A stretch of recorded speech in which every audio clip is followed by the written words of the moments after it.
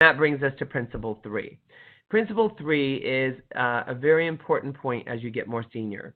When you're a novice candidate, like this graph in front of you, you can tell a story 100%. You did a lot of volunteer work, and it sounds like this.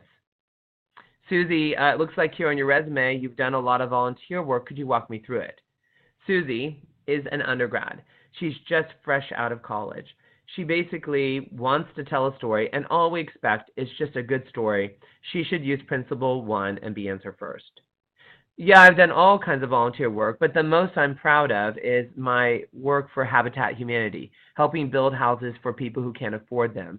I spent 3 years working on it and worked on 12 different houses, and over that time I also led a team of 5 for a year. Let me tell you about it. She's just really good at telling a story, and that's what we'd expect from an undergrad.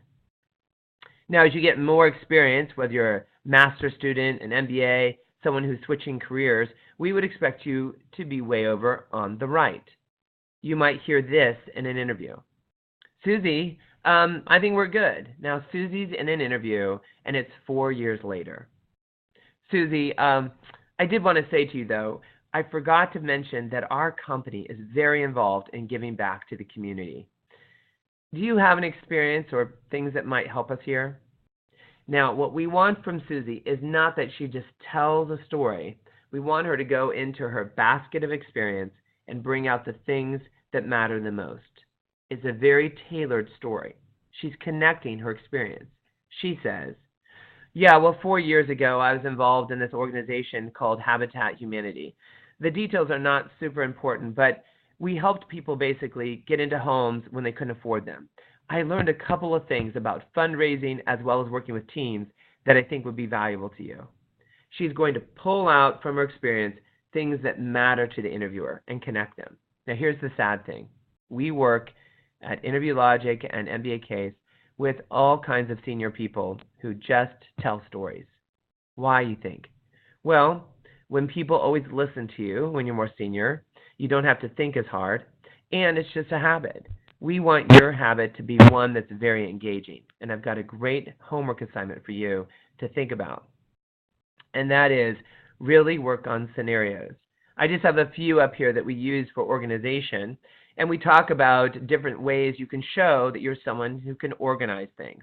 You might fix chaos or deal with a merger between two departments, or you may have developed a new process where you have to track things. So what we'd like you to do is think about how you can interact with an interviewer who might have a scenario you have to deal with. The way it works is you tell your partner what your dream company is, like, I want to work for Google or Facebook. Then that person pretends to be working from that company. And then they use one of the scenarios. Now, I just have 3 here, but there are many, many scenarios in my book, Interview Logic, and you'll be able to access those and think about them. You can think about the role, the scenario, and the issues.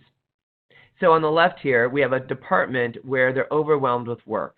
The old ways of working didn't work anymore, like the methods don't work as well as they used to. People are frustrated, and the department is under a lot of pressure and scrutiny. It sounds like this. Well, it's good to see you today, Bill. Thanks for coming in. Listen, here's the situation. Here at Facebook, we have a department that's struggling.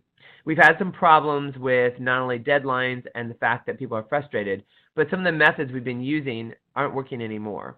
How would you deal with a situation like this? And then you, Bill, as the candidate, have to start thinking about how to connect your experience to the scenario in front of you.